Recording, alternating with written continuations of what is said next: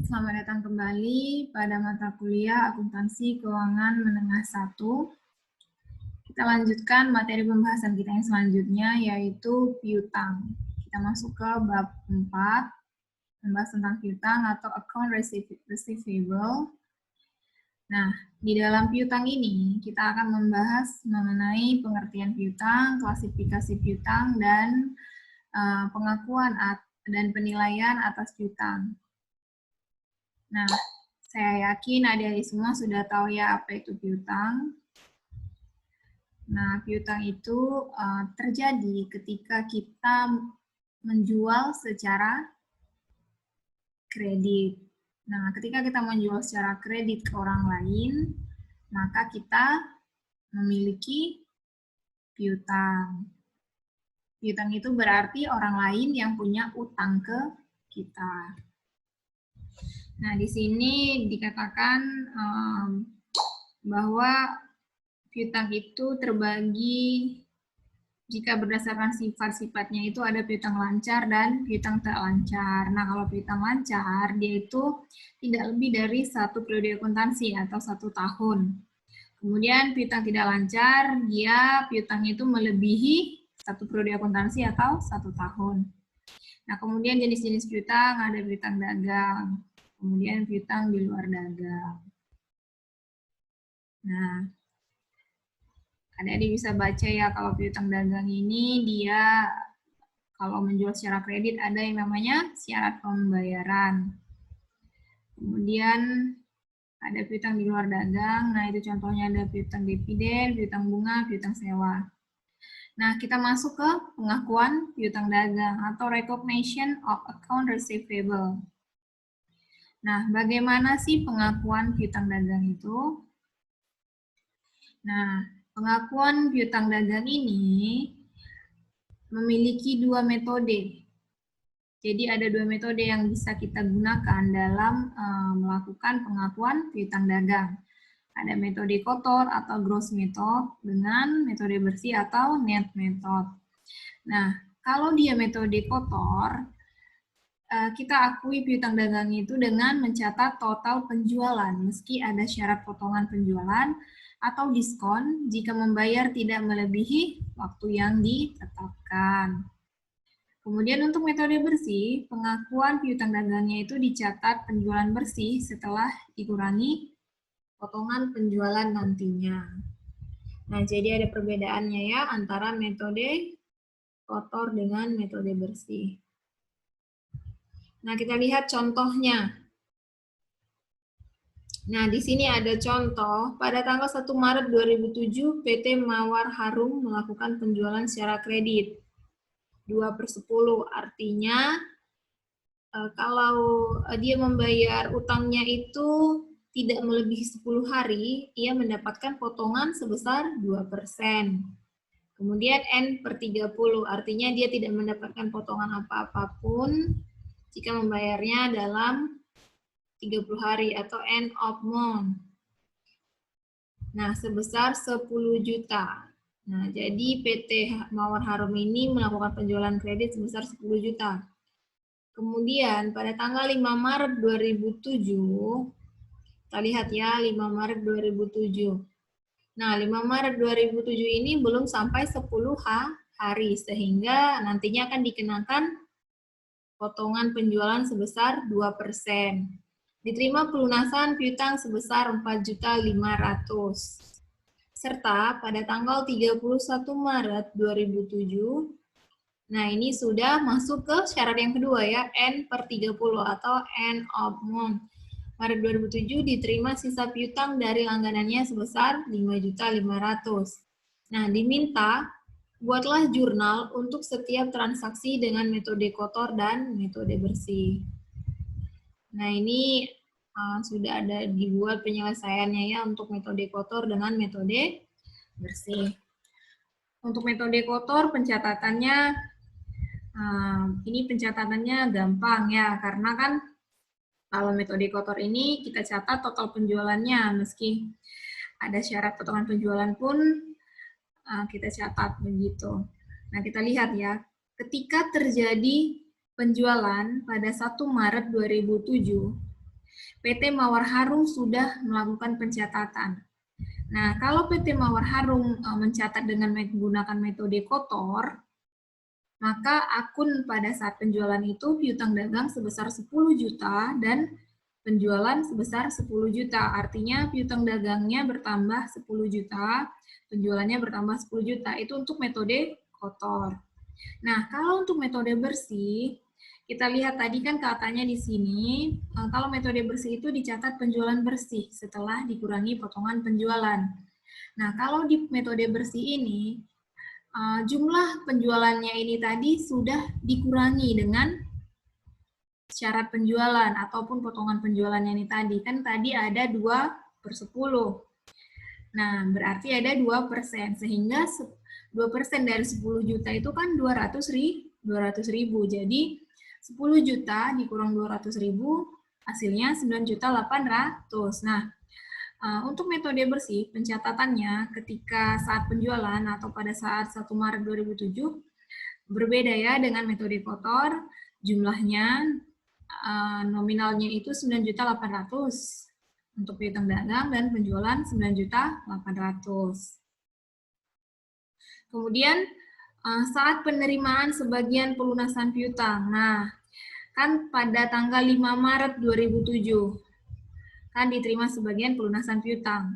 Kalau dengan menggunakan metode kotor, maka pencatatannya itu kas sebesar 4.410.000, kemudian potongan penjualan 90.000. Karena kan dia kan bayarnya masih 4.500.000, sehingga 2% dari 4.500.000. Itu hasilnya 90.000. Nah, dapat potongan penjualan dia 90.000. Nah, kasnya itu bertambah 4.410.000, kemudian potongan penjualannya itu bertambah 90.000, kemudian piutang dagangnya itu berkurang sebesar 4.500.000. Nah, bagaimana dengan pencatatan di metode bersih? Kalau di metode bersih, dia mencatat kas dan piutang dagang saja sebesar 4.410.000 tanpa ada potongan penjualan, karena pada saat penjualan atau pada saat 1 Maret 2007 sudah dilakukan pengurangan sehingga hasilnya tadi 9.800.000. Nah, kemudian pada tanggal 31 Maret 2007 atau saat penerimaan sisa piutang, PT Mawar Harum jika melakukan pencatatan atau pengakuan piutangnya itu menggunakan metode kotor, maka kas bertambah 5.500.000, piutang dagang berkurang 5.500.000. Karena dia tidak mendapatkan potongan. Nah, bagaimana dengan metode bersih? Untuk metode bersih berbeda ya. Kalau untuk metode bersih, dia tetap memang ada kas 5.500.000, kemudian piutang dagang 5.500.000, kemudian ada lagi akun piutang dagang di sisi debit. Artinya piutang dagangnya bertambah 110.000 dengan pendapatan lain-lain sebesar 110.000. Nah, dari mana datangnya 110.000 ini? Nah, 110.000 ini datangnya dari 200.000 dikurang 90.000 ya. 110.000 ini datangnya dari 200.000 dikurang 90.000. Nah, karena kan begini, tadi kan PT Mawar Harum ini waktu menggunakan metode bersih, dia sudah langsung mengurangi piutang dagangnya itu sebesar 200.000. Nah, padahal kan si pembeli ini melakukan pembayaran dalam 2 kali pelunasan. Nah, sehingga sebenarnya potongannya itu yang diterima oleh pembeli hanya 90.000. Nah, tadi kan sudah dipotong langsung 200.000. Sehingga 200.000-nya dikurangkan 90.000 karena hanya 90.000 sebenarnya potongan penjualannya. Nah, sehingga itu menjadi timbul akun pendapatan lain-lain sebesar 110.000. Nah, sehingga piutang dagangnya itu bertambah sebesar 110.000 dan pendapatan lain-lainnya itu bertambah 110.000. Nah, sehingga kalau digabung jadinya kas 5.500.000, kemudian piutang dagang kita lihat. Nah, ini kan piutang dagangnya di sisi kredit sebesar 5.500.000, kemudian ada piutang dagang di sisi debit 110.000. Jadi hasilnya itu 5.390.000, tapi piutang dagangnya berada di posisi kredit. Nah, karena piutang dagang di sisi kredit lebih besar, begitu ya, 5.390.000. Nah, muncul pendapatan lain-lain 110.000, begitu. Nah, dia dianggap pendapatan lain-lain karena tadi di awal sudah langsung dipotong 200.000, padahal seharusnya kan harusnya itu kan ternyata begitu ya, ternyata kan pembeli itu hanya mendapatkan potongan 90.000, sehingga yang 110.000 ini dianggap perusahaan sebagai pendapatan lain-lain. Artinya perusahaan tadi sudah siap kalau misalkan penjual itu membayarnya sekaligus begitu dan sebelum 10 hari. Jadi sudah langsung tadi di awal ini dipotong 200.000 begitu. Nah, itu yang mengakibatkan pendapatan lain-lain muncul sebesar 110.000. Nah, baik, di sini ada latihan 1. Nah, ini tolong kalian kerjakan. Latihan 1 ini. Nah, ini buatlah jurnal besar metode kotor dan metode bersih. Nah, ini kalian kerjakan. Nah, berarti kalian punya tugas ada 2 ya. Tadi tugas yang pertama itu kan latihan 2 yang untuk bab kas ya, yang rekonsiliasi bank 4 kolom. Kemudian ini tugas yang kedua itu untuk pengakuan piutang menggunakan metode kotor dan metode bersih. Nah, tadi kan pengakuannya, kita masuk ke selanjutnya yaitu penilaian piutang dagang atau valuation of account receivable. Nah, pada akhir tahun dilakukan penilaian terhadap piutang di neraca, di mana besarannya piutang tersebut akan dinilai berdasarkan piutang yang dapat ditagih. Nah, nilai piutang yang dapat ditagih itu diperoleh dari jumlah piutang dikurang cadangan kerugian piutang. Nah, ini kalau kita lihat posisinya di neraca.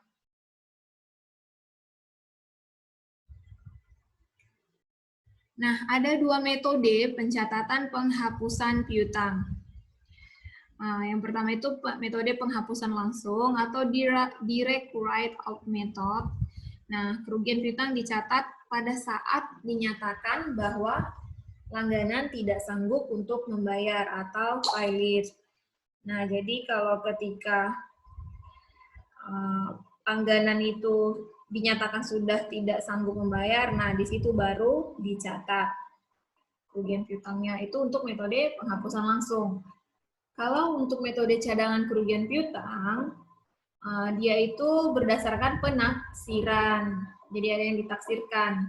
Nah, berdasarkan metode ini juga jika langganan dinyatakan failit atau tidak dapat membayar, maka hal ini tetap akan dilakukan penghapusan piutang.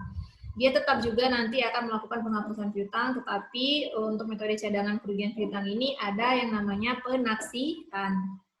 Nah, ini bisa kita lihat di contoh. Nah, kita lihat contoh di sini. Pada awal Februari 2007, PT BAS melakukan penjualan secara kredit sebesar 20 juta. Kemudian pada akhir 2007, PT BAS melakukan penaksiran kerugian piutang sebesar 5% dari total penjualan bersih. Nah, pada tanggal 20 April 2007, langganan dinyatakan failit, tidak dapat membayar, sehingga piutang harus dihapus 5%. Maaf, 500.000. Kemudian pada tanggal 5 Oktober 2007, piutang debitur yang telah dihapus sebelumnya, ternyata debitur dapat membayar kembali. Atau alternatif yang lain, jika debitur membayar pada tanggal 5 Mei 2008. di mana piutang debitur tersebut telah dihapus pada periode yang lalu sebesar 500.000. Diminta buatkan jurnal untuk setiap transaksi dengan metode penghapusan langsung dan metode cadangan kerugian piutang. Nah, di sini maksudnya begini ya. Di sini dikasih dua ilustrasi. Nah, ilustrasi yang pertama itu pada tanggal 5 Oktober 2007, piutang debitur yang telah dihapus ternyata dibayar oleh si debitur. Atau ada kondisi yang lain atau transaksi yang lain, yaitu jika pembayarannya itu di tahun yang berbeda. Kan ini kan transaksinya 2007. Nah, ternyata debiturnya bisa membayar itu di tahun 2008, 5 Mei 2008. Makanya di soal ini ada kata atau alternatif yang lain. Oke, kita masuk ke penyelesaian.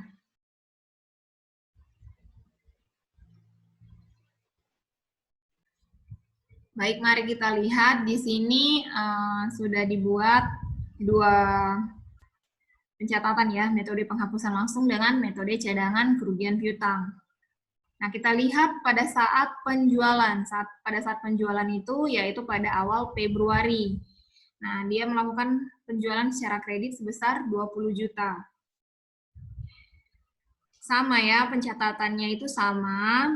Untuk metode penghapusan langsung dan metode cadangan kerugian piutang itu sama-sama piutang dagang bertambah 20 juta. Kemudian penjualan bertambah 20 juta, begitu juga untuk metode cadangan kerugian piutang. Kemudian kita masuk ke jurnal pada saat penaksiran akhir tahun 2007. Nah, kalau pada metode penghapusan langsung, tidak ada dilakukan jurnal. Kenapa? Karena kalau pada metode penghapusan langsung, dia tidak ada penaksiran. Dia akan langsung melakukan pencatatan pada saat perusahaan atau orang yang membeli itu dinyatakan valid begitu. Nah, sedangkan untuk metode cadangan kerugian piutang, dia melakukan penaksiran. Nah, 5% dari 20 juta dikalikan kan 5%. 5% tadi kan di sini kan dikasih tahu bahwa kerugian piutang itu sebesar 5%, sehingga 5% kali 20 juta, sebesar 1 juta. Nah, akunnya itu untuk metode cadangan kerugian piutang, akunnya kerugian piutang sebesar 1 juta pada cadangan kerugian piutang sebesar 1 juta. Nah, kemudian kita lihat untuk tanggal 20 April. Nah, tadi itu kan kita sudah menghitung penaksirannya ya. Kan di sini ada dikasih tahu melakukan penaksiran kerugian sebesar 5%. Nah, sekarang kita masuk ke 20 April. Langganan dinyatakan valid, tidak dapat membayar, sehingga piutang harus dihapus 500.000. Nah, di sini metode penghapusan langsung melakukan pencatatan kerugian piutang 500.000 pada piutang dagang 500.000. Sedangkan untuk metode cadangan kerugian piutang, akunnya itu cadangan kerugian piutang pada piutang dagang. Jadi kalau dia di metode penghapusan langsung itu dia langsung ya kerugian piutang, sedangkan untuk metode cadangan kerugian piutang dia mempengaruhi taksirannya yang tadi, yang cadangan kerugian piutang. Oke, kemudian kita masuk ke yang selanjutnya. Nah, kemudian pada tanggal 5 Oktober 2007, piutang debitur yang telah dihapus sebelumnya ternyata dibayar kembali. Nah, kita masuk ke 5 Oktober 2007. Bagaimana pencatatannya? 5 Oktober 2007, pencatatan untuk metode penghapusan langsung itu, dibalikkanlah akun yang tadi pada saat pencatatan ketika dinyatakan si peminjam atau debitur tidak bisa membayar atau pilot. Nah, kita lihat ya, kan tadi ini akunnya kerugian piutang 500.000 di sisi debit, kemudian piutang dagang di sisi kredit. Nah, ketika dinyatakan debitur itu bisa membayar, maka kita balikkan akunnya. Nah, kerugian piutang yang tadi awalnya di sisi debit pada saat pilot, nah pada saat ketika membayar, kita jadikan dia di kredit, karena dia melakukan pembayaran. begitu. Begitu juga untuk metode cadangan. Untuk metode cadangan kerugian piutang ya. Nah, kalau tadi di metode valid dia cadangan kerugian piutang di sisi debit, maka ketika debitur ternyata membayar kembali ya, atas utang yang dianggap tidak dapat dia bayar itu, nah kita balik akunnya. Kan jadi kebalikan ya. Kita lihat ini kebalikan dari ini. Nah, ini kebalikannya.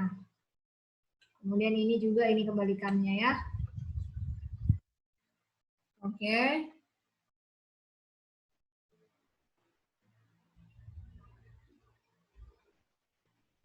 Kemudian kita lihat lagi alternatif yang lain. Nah, bagaimana jika misalkan debitur itu membayarnya di tahun yang berbeda, di tahun 2008 pada tanggal 5 Mei. Bagaimana pencatatannya? Begitu. Nah, kan sudah tahun berbeda nih.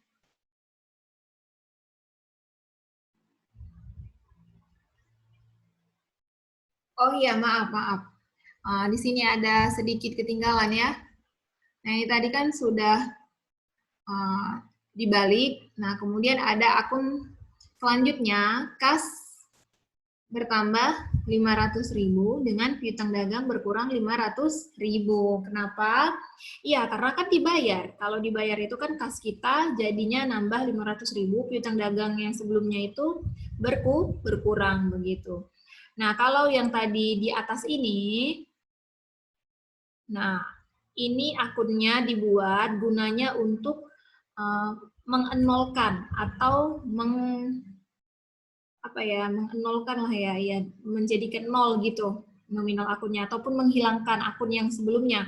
Karena kan di akun sebelumnya itu ada pencatatan kerugian piutang ketika dinyatakan valid. Nah, supaya dia kembali ke akun awal karena si debitur ini mampu membayar, maka kita balik gitu. Nah, kemudian kita juga buat jurnal yang berikutnya ini ya, yang kas. Nah, ini. Nah, kemudian yang tadi Ibu bilang ya, kita masuk ke transaksi selanjutnya atau alternatif yang lain katanya tadi yang ada di soal itu, maksudnya kondisi yang lain. Nah, bagaimana kalau misalkan si debitur ini membayar sudah di tahun yang berbeda? Sedangkan kan kita di 2007 pasti sudah melakukan tutup buku atau penutupan buku. Bagaimana pencatatannya? Nah, kita lihat di sini. Nah, di sini kalau untuk penghapusan langsung muncul akun piutang dagang 500.000, kemudian pendapatan lain-lain 500.000. Kemudian untuk yang metode cadangan kerugian piutang, dia itu akunnya piutang dagang 500.000 dengan cadangan kerugian piutang 500.000. Nah, di sini begini ya. Kan dia sudah di tahun yang berbeda. Tapi untuk yang metode penghapus cadangan kerugian piutang ini, nah kalau dia akunnya sama saja dengan di tahun yang sama. Nah, kan tetap ya di sini. Coba kita lihat. Nah, ya tetap ya. Sama ya. Untuk membalikkan atau mengnolkan atau menormalkan pencatatan yang sudah dilakukan ketika dia valid gitu. Nah, tapi untuk metode penghapusan langsung, itu dia muncul pendapatan lain. Kenapa? Ya, karena untuk metode penghapusan langsung dia kan sudah langsung menghapuskan di saat tahun 2007. Sehingga dia sudah tidak menganggapnya lagi begitu ya. Langsung dihapuskan sehingga di tahun berikutnya ketika dilakukan pembayaran maka dia akunnya itu sudah masuk ke pendapatan lain-lain, dianggap sebagai pendapatan lain-lain begitu. Nah, kemudian kita lihat sebentar ya. Nah, kita lihat untuk pencatatannya selanjutnya. Untuk pencatatan selanjutnya sama ya.